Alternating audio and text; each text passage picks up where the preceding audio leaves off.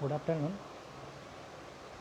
Now we will see next concept, that is our last lecture of the basic electronics.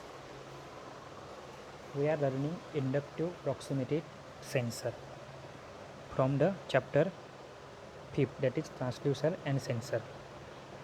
Definition we have seen yesterday. Inductive proximity sensor are solid state devices. ये क्या होते हैं? Solid state device होते हैं which are design, बराबर है, जिनका design क्यों रहता है? To detect metal object. जो मेटर ऑब्जेक्ट रहते हैं उसे आइडेंटिफाई करने के लिए या फिर डिटेक्ट करने के लिए क्या रहते हैं? तो ये प्रॉक्सिमिटी सेंसर काम में आता है, बराबर है. अभी यहाँ पे हम लोग क्या देखेंगे कि उसका डेफिनेशन, उसका वर्किंग स्ट्रक्चर, उसका architecture, advantages, disadvantages and its application as well as the specification. सबसे पहले ये किस काम में आते हैं? तो ये ग्रीस, वाटर, डर्टी एनवायरनमेंट रहता है वहाँ पे भी काम में आ सकते हैं.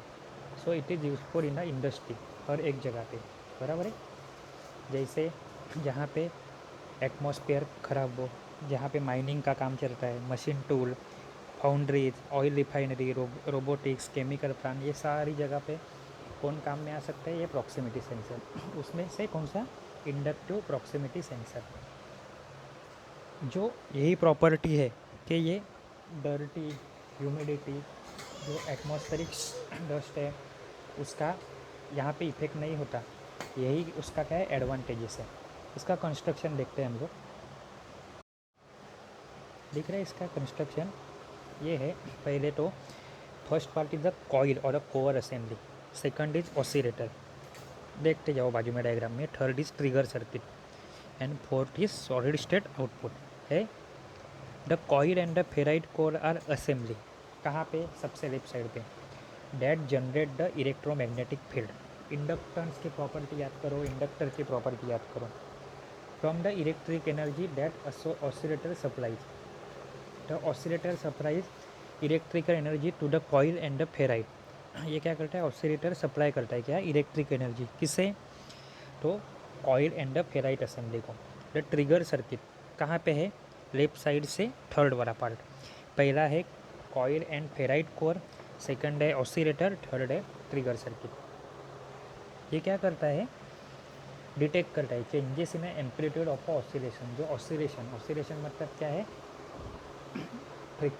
उसकी deflection from the main position. Oscillate होना मतलब ऊपर नीचे होना. ये कौन डिटेक्ट करता है? Trigger circuit detector. डिटेक्टर मतलब क्या? डिटेक्ट करना. The changes occur when metal target enters. यहाँ पे क्या होते हैं? चेंजेस होते हैं कभी? जब भी मेटर टारगेट एंटर्स और leaves the electromagnetic field. Metal जैसे भी इलेक्ट्रोमैग्नेटिक फील्ड के अंदर आता है तो उसकी ये डिटेक्ट करने वाला कौन है? Trigger circuit detector. Radiating from the sensor face when sufficient change in a magnetic electromagnetic field is detected. Small नहीं, जब भी सफिशिएंट चेंज डिटेक्ट होता है. कहाँ पे? इलेक्ट्रोमैग्नेटिक फील्ड में. The solid state output provides an electrical signal for an interface to a PLC or a machine logic, बराबर है. The signal indicate the presence or absence of a metal. कैसे होता है? ये ऊपर की 3 लाइन में ही आपको समझ में आएगा. डायग्राम याद रखनी है. सबसे लेफ्ट साइड पे क्या है? Coil and ferrite core, then oscillator, then trigger detect circuit detector, last में है सॉलिड स्टेट आउटपुट. ये क्या काम करेगा? कि 3 लाइन याद नहीं है तो भी क्या याद करने का कि जैसे भी कोई भी मेटर इसके कांटेक्ट में आता है ये उसका प्रेजेंस या फिर एब्सेंस डिटेक्ट करता है. The signal indicate presence or absence of a metal target in the sensing field. The shielding around the sensor help to direct the field to the sensor face. Working क्या है? The oscillator generates electromagnetic field. कहाँ पे है? Oscillator 2 number पे दिख रहा है. ये क्या करता है? इलेक्ट्रोमैग्नेटिक फील्ड जनरेट करता है. And supplies it to the coil and ferrite core. Coil and ferrite core कहाँ पे? लेफ्ट साइड पे.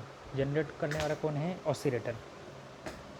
Oscillator move at a full energy when no target is present. Oscillation कभी रहेंगे? सबसे ज़्यादा रहेंगे जब भी मेटर नहीं रहेगा तभी. It shows as field begin to be interrupted and begin to regenerate as target move away from the field। जैसे भी मेटल उसके कांटेक्ट में है तो ऑसिलेशन कम होंगे और ऑसिलेशन बहुत ज़्यादा कभी बढ़ेंगे, वापस से मेटल दूर चला गया, मतलब absence of metal.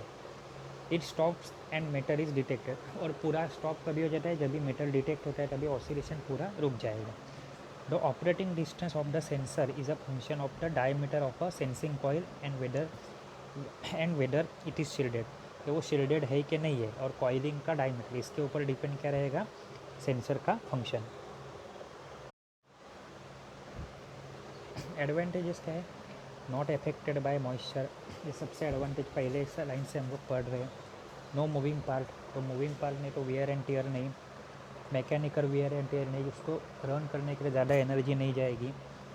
Not colour dependent, less surface dependent, no blind zone, robust and reliable. Disadvantage क्या है, only senses the presence of metal target, ये क्या आइडेंटिफाई कर सकता है, खाली मेटल टारगेट ही आइडेंटिफाई कर सकते हैं। Operating range is shorter than other available sensing technology, दूसरी जो टेक्नोलॉजी है उससे इनकी ऑपरेटिंग रेंज क्या है, थोड़ी कम है। And may be affected by electromagnetic field, ये पर्पज, ये इसका वर्किंग प्रिंसिपल ही है कौन सा, इलेक्ट्रोमैग्नेटिक इंडक्शन के ऊपर या फिर इंडक्टेंस के ऊपर। तो अगर इलेक्ट्रोमैग्नेटिक फील्ड आता है तो यहाँ पे वो उसके ऊपर इफेक्ट कर सकता है। एप्लीकेशन आप खुद देख लो, स्पेसिफिकेशन क्या है उसके, कि सेंसिंग डिस्टेंस कितना है, कितने डिस्टेंस पे ये काम करेगा, पावर सप्लाई कितना है, type and number of contact कितने हैं, शॉक, वाइब्रेशन, रिपीटेबिलिटी, मतलब बार बार रिपीट करने के ऊपर भी उसका आउटपुट कितना आएगा, ये सारी चीज़ें टोटल 14 स्पेसिफिकेशन है, उसमें से आपको 10 तो याद रखनी है।